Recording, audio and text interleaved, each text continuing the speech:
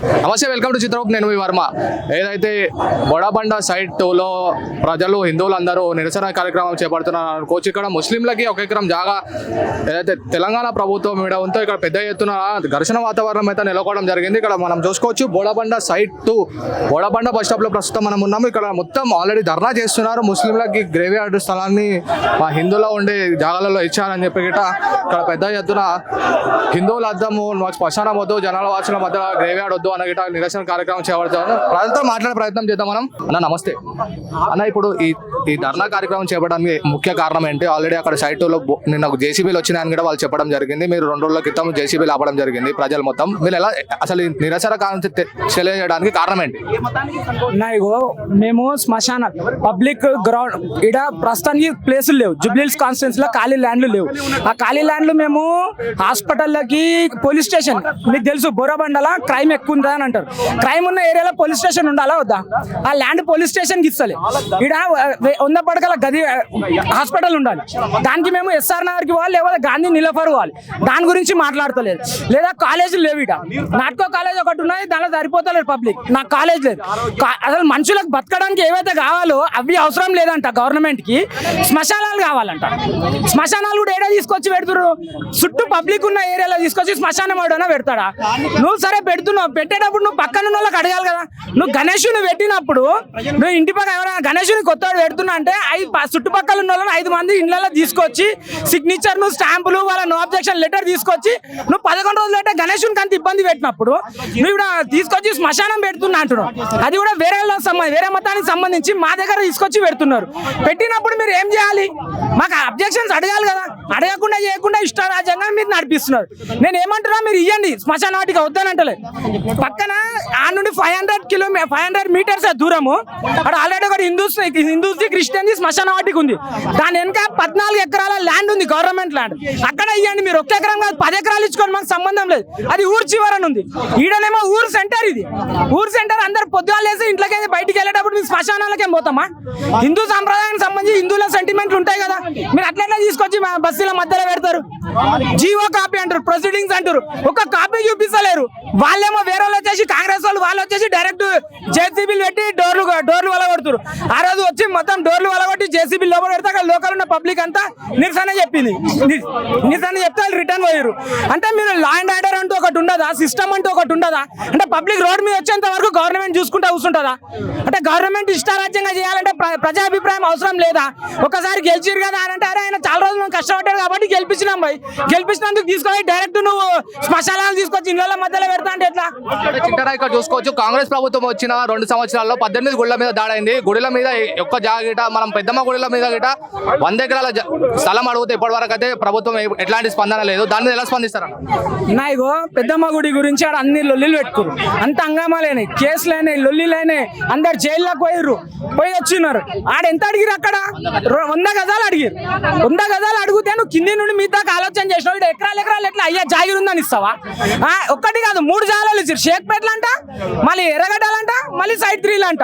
అంటే ఈ జూబ్లీహిల్స్ కాన్స్టిట్యున్సీలో ఒకటే మతం వాళ్ళు ఉన్నారా? వేరే మతస్థులు లేరా? కాంగ్రెస్ పార్టీని మొన్న గెలిపించిన వాళ్ళు ఒకటే మతానికి సంబంధించిన వాళ్ళ? మిగతా వాళ్ళు అందరు గెలిపేయలేరా? ఎవరు ఓటు వేయలేరా? వాళ్ళకు చిత్తశుద్ధి ఉండి అందరికి సెక్యులర్ పార్టీ అని చెప్పేసి వాళ్ళు చెప్పుకుంటున్నప్పుడు సెక్యులరిజం గానే మాట్లాడాలి.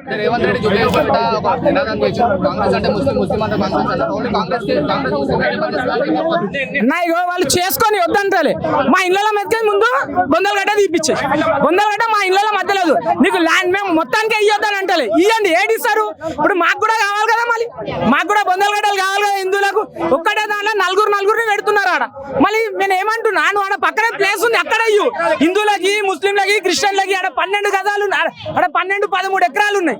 అక్కడ ఇవ్వండి. అంతేగాని మీరు ఇళ్ళ మధ్య తీసుకొచ్చి ఆడ నువ్వు ఏమైనా ఇస్తే కాలేజ్ ఇయ్యు, పోలీస్ స్టేషన్ కట్టియు, లేకపోతే గవర్నమెంట్ హాస్పిటల్ కట్టి, దానికి మేము అందరం సపోర్ట్ చేస్తాం.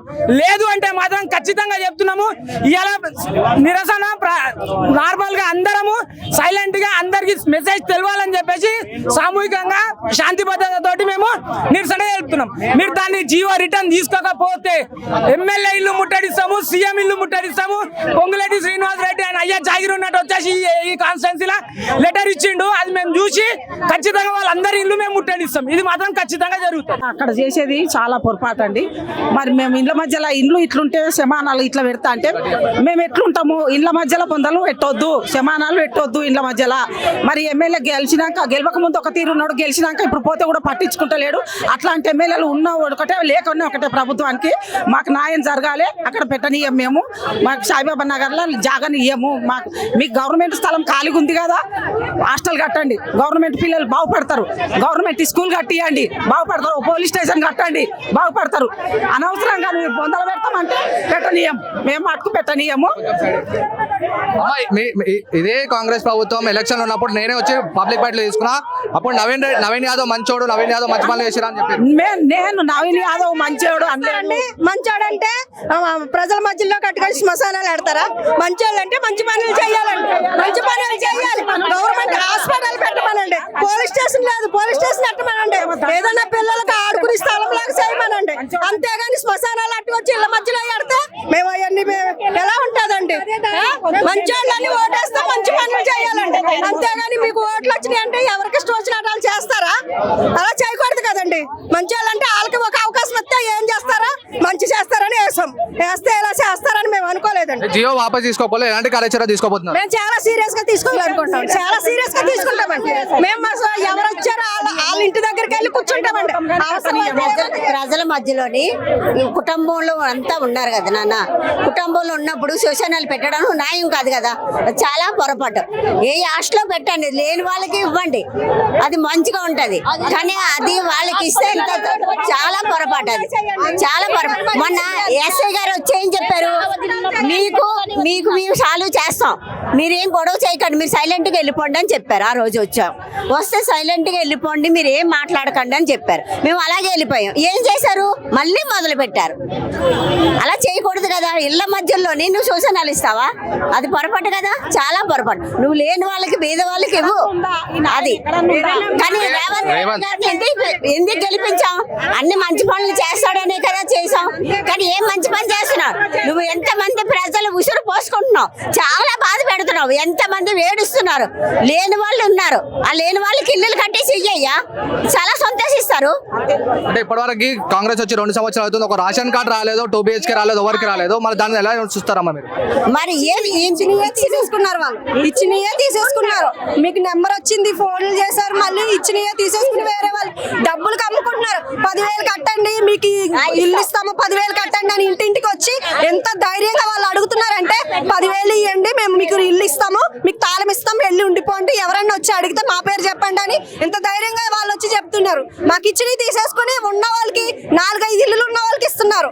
దానికే మేము మాట్లాడలేదు. ఇప్పుడు జూబ్లీహిల్స్ ఎలక్షన్ లో రేవంత్ రెడ్డి ఒక వ్యాఖ్యలు చేయడం జరిగింది, కాంగ్రెస్ అంటే ముస్లిం, ముస్లిం అంటే కాంగ్రెస్, ఓన్లీ ముస్లింలకే పనిచేస్తున్నారంటే ఏం చెప్తారా? ఇప్పటికీ మాకు చెవుల్లో అదే అనిపిస్తుంది. కాంగ్రెస్ అంటే ముస్లిం, ముస్లిం అంటే కాంగ్రెస్ అంటే ఓన్లీ ముస్లింస్ వాళ్ళే గెలిచాడు ఆయన.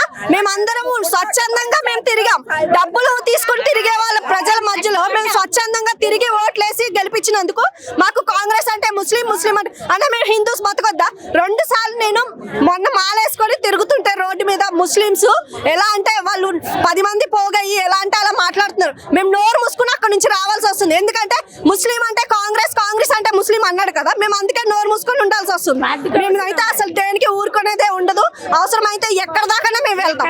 ఈ రోజు ఈడ బోరబండ శివాజీ చౌక్ వద్ద మేము ఇలా నిరసన తెలియజేయడం కారణం ఏంటంటే, ఈ రోజు పీలీ దర్గా కాడ మన కబ్రస్థాన్ గురించి జియో అలర్ట్ చేయడం జరిగింది.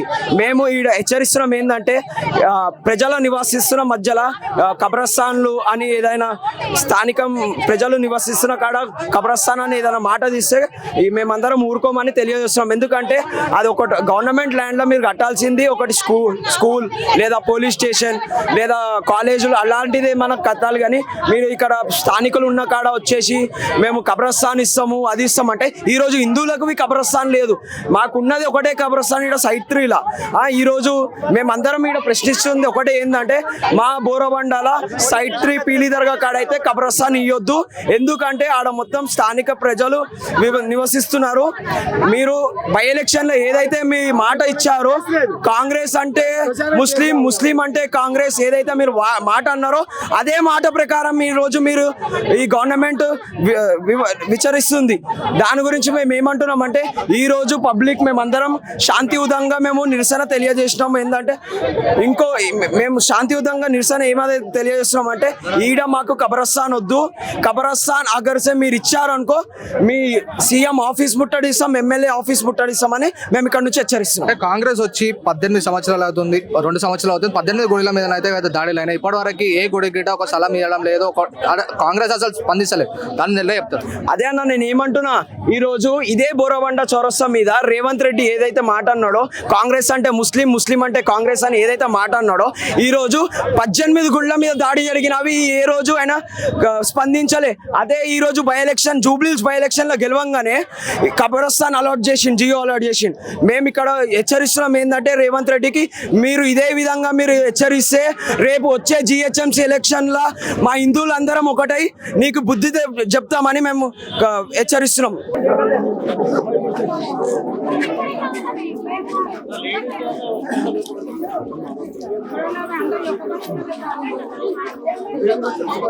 ఇంకా అదేనండి, మాకైతే శ్మశానం వద్దు అంతే. మాకు రోడ్లు వేస్తామని, డ్రైనేజ్ వేస్తామని ఈ శ్మశానం తెచ్చిపెట్టినందుకు చాలా బాధగా ఉంది.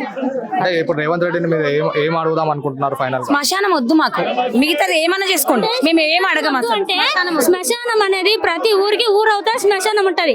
చుట్టూ ఇల్లు ఉన్నాయి, మధ్యలో కొంచెం ప్లేస్ ఉంది, గవర్నమెంట్ ల్యాండ్. దాన్ని గవర్నమెంట్ గానీ సైట్ గానీ ఏమన్నా చేసుకోండి. కానీ శ్మశానం చేస్తే అక్కడ శ్మశానం చేయొచ్చు కదా, ఇక్కడ ఎందుకు చేయాలి చిన్న ప్లేస్ లా? మాకు పిల్లలు ఆడుకోవడానికి ఆయన చెప్పినట్టు, ఆ సార్ చెప్పినట్టు గ్రౌండ్ కూడా లేదు. ఇప్పుడు చూసారు కదా మా చెడావు ఎట్లా ఉంది, కార్లు ఎన్ని ఆపారు, బండ్లు ఎన్ని ఆపారు, చెత్త ఎంత ఉంది. ఒక్కరన్నా మమ్మల్ని పట్టించుకుంటున్నారా? ఎవరు పట్టించుకోవట్లేదు. ఓట్లు వేయించుకున్నారా, అయిపోయింది. ఇప్పుడు ఏం చేయాలి? మేము ఏడికి పోమన్నా మేము ఇదైతే ఆపలేము, మేము పోతాం ఎక్కడికైనా. వేరే ఓట్లు ఇచ్చి గెలిపించారు కదా. నవీన్ యాదవ్ వచ్చినప్పుడు పబ్లిక్ బయటలో తీసుకున్నప్పుడు నవీన్ యాదవ్ మంచి పనులు చేశారని చెప్పారు. మళ్ళీ అదే నవీన్ యాదవ్ ఎంటీని ముట్టడిస్తా అని చెప్పి మీరే మాట్లాడుతున్నారు. నవీన్ యాదవ్ మాకేమి చెప్పలేదు, మాకు హామీలు ఇచ్చారు, చేస్తామని హామీ ఇచ్చారు. కానీ ఇలా శ్మశానం తీసుకొచ్చారు మాకేం తెలియకుండా. అది చేయండి, రోడ్ వేయండి, మేము వద్దంటలేమండి. ఆ శ్మశానం చేసుడేంది మా బాధ, అదే. అది అంతేనండి. బస్తీని డెవలప్ చేస్తామంటే మేము నమ్మినాం, కానీ శ్మశానం తీసుకొచ్చి పెడితే మేము ఎట్లా ఉండాలి? మా పిల్లలతో మేము ఎట్లా ఉండాలి? మేము రేపు ఎవరో చెప్పుకోవాలి? తెల్లారులే శవాలం చూసుకుంటా ఉండాలా? ఇంట్లో చుట్టూ ఇల్లు ఉన్నాయి, అటు ఇటు గుడి ఉంది, మధ్యలో శ్మశానం ఉంటే మేము పొద్దున్న లేచి శ్మశానం ఎట్లా చూస్తాం? గ్రౌండ్స్ లేవు, మాకు పిల్లలకి ఆడకు కనీసం ఒక వాకింగ్ ప్లేస్ లేదు, మాకు సెక్యూరిటీ లేదు. పోలీస్ స్టేషన్ అయినా పర్లే, వాకింగ్ పార్క్ అయినా పర్లే, ఏ హాస్టల్ అయినా పర్లేదు, ప్రజలకు ఉపయోగపడేది ఉంటే పర్లేదు. అక్కడ సైడ్ 3 దగ్గర ఎక్కువ ప్లేస్ ఉందట, అక్కడ మార్చండి దయచేసి. ఇక్కడ చిన్న ప్లేస్, 1 ఎకరం ప్లేస్ లో అన్ని కబ్జాలు చేసుకుంటున్నారు. ఇక్కడ కొంచెం ప్లేస్ లో గోరీలు కట్టిస్తే రోజు పొద్దున్న మా ఇంటి నుంచి పిల్లలు నడవడానికి భయపడుతున్నారు, కాలేజ్ నుంచి వచ్చే పిల్లలు కొంచెం లేట్ అయితే. అలాంటిది పిల్లలు వచ్చి ఎలా వస్తారు శ్మశానం అయితే? చెప్పండి మీరే. అదే అండి మా కోరిక, ఇది ఒక్కటి శ్మశానం వద్దు మాకు, దయచేసి అందరికి ప్రణవి చేస్తున్నాం. మాకు శ్మశానం వద్దు, అసలు శ్మశానం తప్ప మిగతాది ఏమన్నా చేసుకోండి మాకు. అది పిల్లలు చదువులు లేవు, ఏం లేవు, మేము కష్టాలు చేసుకుని బతుకుతున్నాం సార్. మేము ఎందుకు ఇస్తాం శ్మశానం చెప్పు? మేము కష్టపడి బతికేతోళ్ళము, అంతా త్యాగం మీద నిగేయలే వాళ్ళలాగా. మేము కూడా కష్టపడి బతకగలము. కట్టుకోండి, పోలీస్ స్టేషన్, హాస్పిటల్ ఉంది, అన్ని ఉన్నాయండి. ఇది